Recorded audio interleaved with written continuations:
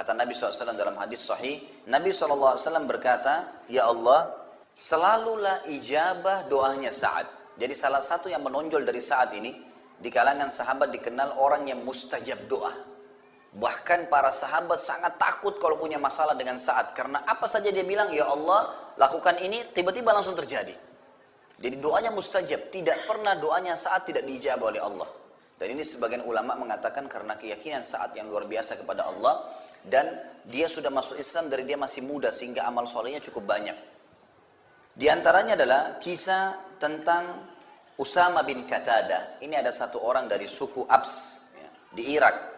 Ini kisah sebenarnya nanti setelah Sa'ad bebaskan negeri Persia, kemudian dia dinobatkan menjadi gubernur oleh Umar bin Khattab. Ada orang-orang dari suku Abs namanya, suku yang baru masuk Islam pada saat itu.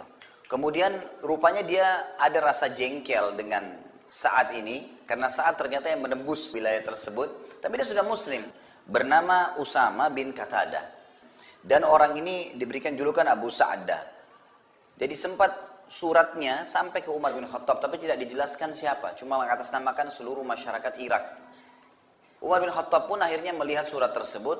Umar ini cirinya radhiyallahu anhu, kalau terlihat ada satu pimpinannya yang dikeluhkan dan sudah banyak masyarakat yang menyampaikan keluhan, maka yang paling pertama dia mencopot dulu orang itu, digantikan dengan orang yang dianggap tidak punya masalah, baru kemudian Umar bin Khattab menyelesaikan urusannya. Karena zaman dulu tidak ada komunikasi kayak kita, gak ada pesawat bisa cepat datang. Zaman dulu tuh antara Irak dengan Madinah itu bisa jaraknya 2 minggu baru sampai.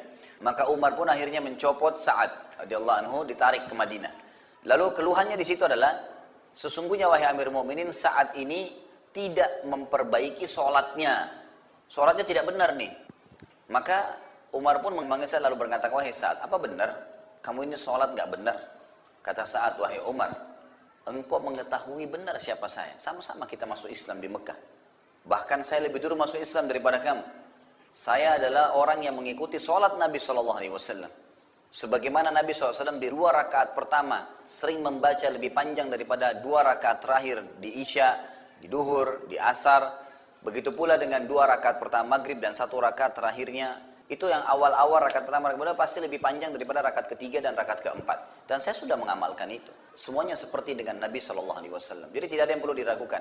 Maka kata Umar, "Kamu pasti benar wahai Abu Ishaq. Nggak mungkin kamu salah." Lalu Umar pun mengutus orang-orang untuk mendatangi seluruh wilayah Irak. Waktu itu didatangin.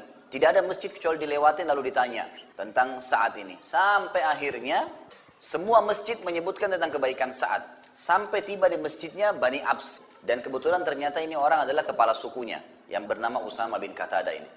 Maka pada saat itu bertanyalah utusan Umar, lalu dia mengatakan, "Sesungguhnya kalau kau tanya kepada kami," kata si Usama ini, "sesungguhnya kalau kau bertanya kami tentang Sa'ad, maka Sa'ad itu tidak adil, Sa'ad itu tidak baik, Sa'ad itu begini, Sa'ad itu begitu." Semua keburukan yang disampaikan sama dia. Maka dibawalah informasi tersebut ke Madinah kepada Umar. Di sebelahnya Umar ada Sa'ad radhiyallahu anhu majma'in.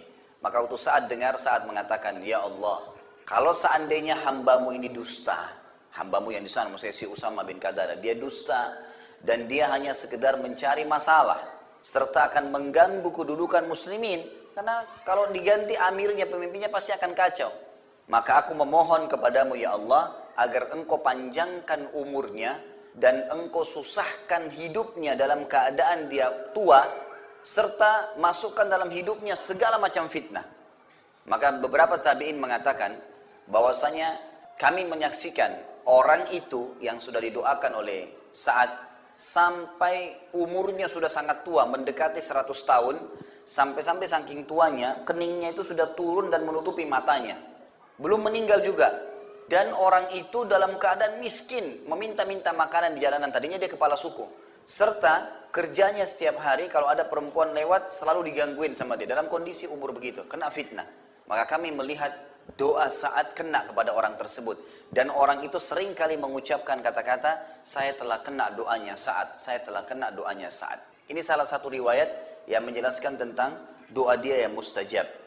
Pernah juga satu kali Sa'ad radhiyallahu anhu waktu sudah pindah ke Madinah dari Persia, kemudian Umar bin Khattab sempat tawarkan waktu itu, "Apakah kamu kembali jadi gubernur di Irak?" Dia bilang, "Tidak. Saya tidak akan pernah kembali ke wilayah yang sudah ada orang menyebarkan fitnah tentang saya. Saya lebih suka dengan Madinah."